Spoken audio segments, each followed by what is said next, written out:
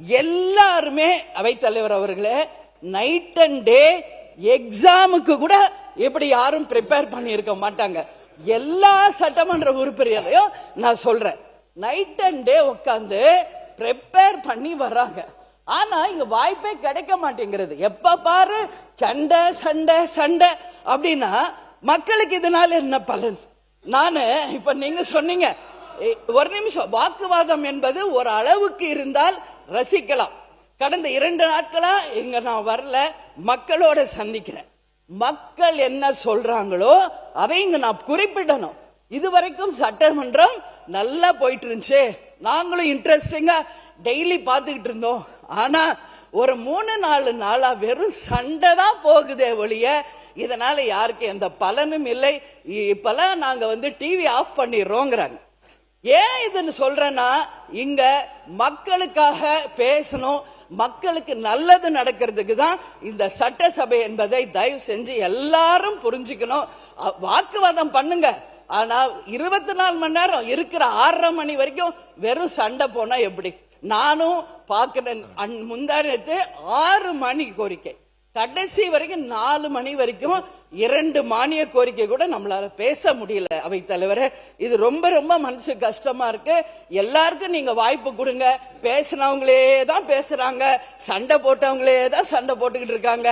அப்புறம் அப்ப எல்லாரும் அவங்கவுங்க வேலையை விட்டுட்டு எக்ஸாமுக்கு ப்ரிப்பேர் பண்ற மாதிரி 3 மணி 4 மணி வரைக்கும் ப்ரிப்பேர் பண்ணிட்டீங்க. உட்கார்ந்து கடைசி வரைக்கும் மக்களை பத்தி பேசவே முடியல. வேடிக்கை பார்த்துட்டு சண்டையை பார்த்துட்டு போறதுக்கு அவை தலைவரே இங்க பாருங்க, நான் கடந்த ஒரு வாரமா எதுவுமே பேசல. நானும் ரொம்ப பொறுமையா நல்ல கருத்து நயமா சொல்லிட்டீங்க, போதுமானது. இன்னும் 12 பேர் பேசணும், போதும். இப்போதைக்கு இது போதும். அப்புறம் அடுத்த மானிய கோரிக்கை வரும்போது நீங்க பேசலாம். இன்னைக்கு மானிய கோரிக்கை நீங்க இருக்கீங்க இல்ல 10வது இடத்துல நீங்க இருக்கீங்க. கண்டிப்பா பேசும்போது நீங்க நீங்க வரும்போது நீங்க பேசலாம், இப்ப வேண்டாம். இல்ல நல்ல கருத்துக்கள் நீங்க சொல்லிட்டீங்க, போதுமானது. இப்போதைக்கு அது போதுமானது.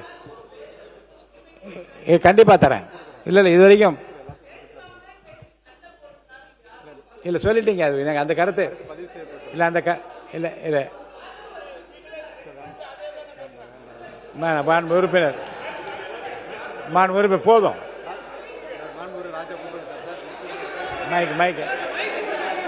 இல்ல நான் பொறுமை காக்கணும், மக்களுக்காக இங்க எல்லாரையும் பேச வைக்கணும்.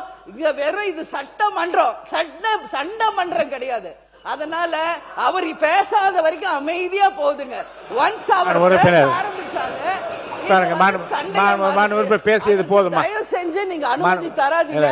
எல்லா உறுப்பினருக்கும் வாய்ப்பு தாருங்கள் என்று கேட்டுக்கொண்டு அமர்கிறேன். எல்லாருக்கும் சம வாய்ப்பு, எல்லாருக்கும் இதுவரை இல்லாத அளவிற்கு எல்லாருக்கும் சம வாய்ப்பு கொடுப்பதுதான் நான் முயற்சி பண்றேன். அப்படிதான் உங்களுக்கு இப்ப வாய்ப்பு நான் கொடுத்திருக்கேன்.